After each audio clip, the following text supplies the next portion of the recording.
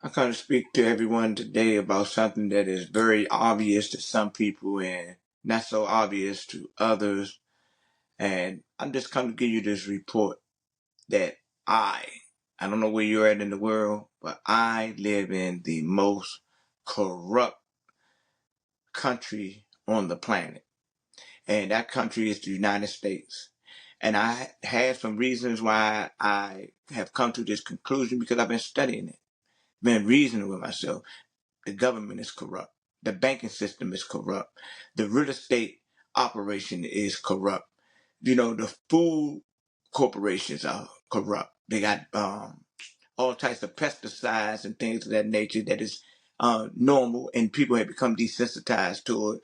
The utility services are corrupt. The hospitals are corrupt.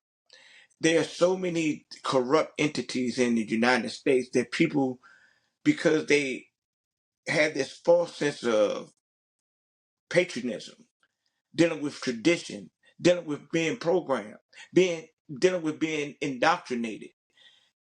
And this has formed the mindset of many Americans that wave the flag and honor, certain political figures and things of that nature because it's a program, it's a system. We have a corrupt religious system in the United States. And I'm not saying that the teachings of these systems are corrupt. I'm saying that the operation that has been allowed to operate by making a deal with the United States government is corrupt. Your system that you participate is corrupt or not.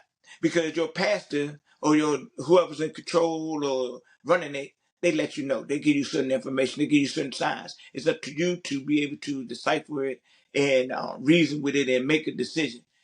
But moving forward, the corruption of this country is so deep, and a lot of it is based off of racism. I know people say, "Why you always playing that card?" Because it's the only relative card. A lot of the things that happen or is happening in the United States would not be happening if the head of the United States, meaning the government factor, wasn't based on racism and have an agenda to make America white again. And even before that was put on the board plainly, it was just the behavior. So-called blacks, has been demonized as, the worst people because of certain things, certain conditions that were created. And like in an experiment, when you're in a created environment, created condition, people do things. Animals do things when the environment is being deliberately cultivated in a particular manner to look for a certain type of results. And then you had the people on the outside, the real sick people. Most of them Europeans. A lot of them are people that come from other countries, got an opportunity, got some loans, or even, grinding from the bottom up. They grinded and they got these loans and they got in favor with the ideology of white supremacy and them themselves, even though they from an Asian country or certain African countries or certain Latino countries, they racist. And it's in the way that they think. That's what racism is. It's not because you're a melon recessive, you're so-called white. The terminology white is a racist statement in itself. To identify people as black is a racist statement in themselves because you're doing something that is separating the unity of humanity. The brown people, the yellow people, the red people. This is a racist system that has ran this course, and they know that it's sinking. They know that tomorrow is not promised. So they're doing everything they can to attempt to save a system that is outdated, that has come to its finale, that has come to the end of its rope, and is about to experience calamity, catastrophe, disaster, possible phantom, other natural disasters, and then the disasters that the populace is going to create because of the food, because of the children, because of the education, because of the banking systems, because of the agreement with foreign entities to treat and to come to the aid of those people and leave the American people holding a bag, financing these things. You know, the so-called millionaires, billionaires, they're nothing without the people that, you know, patronize their businesses, that spend the money every day. Millions and billions of dollars being spent every day in America for basic necessities and things of that nature. I'm talking about cars, housing, clothing, food, so forth and so on.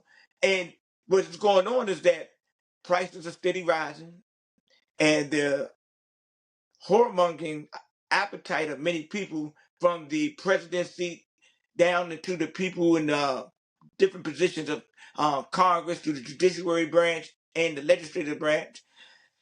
These parasites, because they sucking the blood of the people, they're taking money, misappropriating it. They're using, you know, finances to finance their agendas and their goals. It's not for the people. They might fix a road here and there, but how much money that they don't pocketed? I just heard a thing this morning that said that the current president done misplaced $13 billion. They can't find it. They can't trace it. They can't find it because they can't trace it because he stole it and he put it in a place that they couldn't find it, or at least they can't find it for now. But they have evidence that $13 billion is missing, and he was the, you know, the governor of those finances. This is American business as usual. The whole system is based on criminal enterprise. And I know you don't want to hear this.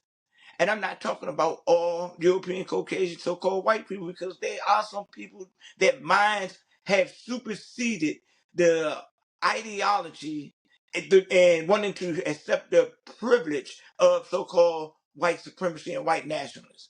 They prefer that the board be leveled for everyone. But what I'm referring to, before I was speaking of that, is that the beginning of the criminality was with their own people in Europe. They was beating them. They was taxing them. They was humiliating them. They had a system over there. They had the king, the queen, the courts, and the other positions. And then you had the peasants, the burden bearers. The peasants in America, they don't think they're peasants because they got some money. They might even got $1 million, but you're still a peasant. You're still not considered to be human. You're still not considered to be a part of the overall direction that the country is going in. Only thing y'all got to realize, if there was a natural, say like China or Russia, somebody attacked the United States, or it was a, you know, a global event taking place. When they go to those places that's underground, where they building these data centers at, so they can get the water and the electricity from them. When they go inside there, you're not going to be in there. And what that is telling you, you're not part of the goal. You're not part of the preservation process. Just because they told you that you were so-called white and you were so-called right, you know, and and you know you got these miniature privileges. When it hit the fan, those privileges ain't gonna mean nothing. Your greatest allies, so-called whites, are so-called mentally aware, so-called melanated or black people. Your greatest allies, so-called blacks, are those that European, Caucasian, and decent, so-called whites, but they have broken the stigma, the ideology, the enchantment, the spell of white supremacy, and they see beyond the tyranny of this government and how it's operating and it's continuing to operate until 2026, this very day. And because people minds are on the same time, that means that's those are peoples right there. Because if y'all minds on the same time, you have the same goals and agendas. May it be peace for everybody, or for everybody to be imprisoned or enslaved or marginalized. When your minds agree, that means that those are the people that's with you. Not because you melon recessive or melon obsessive. That is a stumbling block. That is a tool that's used for separation and mass deception.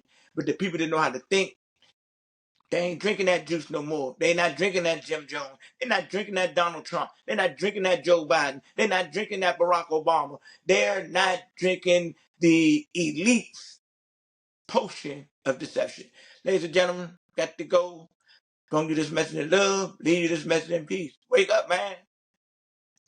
This is the worst country on the planet.